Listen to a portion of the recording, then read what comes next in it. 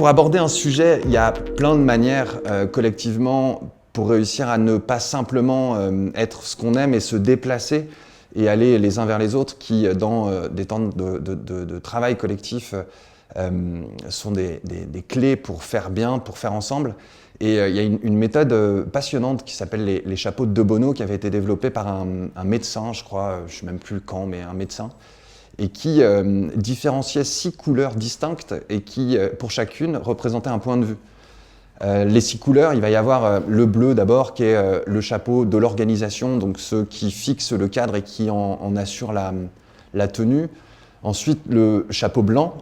qui est le chapeau de l'analyse des faits. C'est très froid,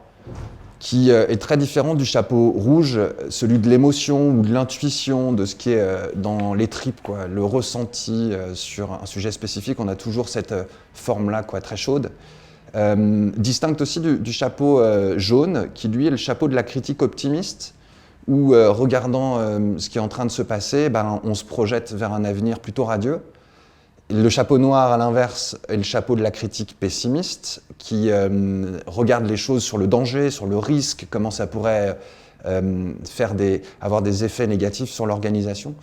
Et enfin, le chapeau vert, le 6e, qui est celui de la créativité, qui invite à sortir du cadre, à regarder au-delà, plus loin, à imaginer, à se déplacer dans autre chose. Et en fait, cette méthodologie des chapeaux de Bono, quand on aborde quelque chose collectivement, elle contraint chacun à passer par les 6 états distincts, d'où la sortie de ses propres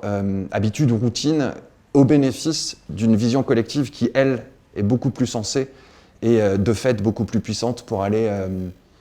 imaginer ce que va être l'avenir. Si on applique ça à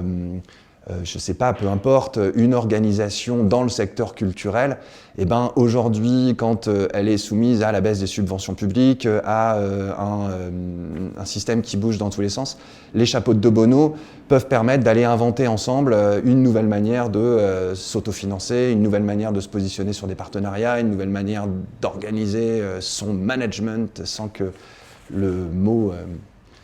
soit péjoratif et qu'on s'organise ensemble pour ça. Et je pense que la méthodologie sert, encore une fois, c'est une forme qui sert le fond.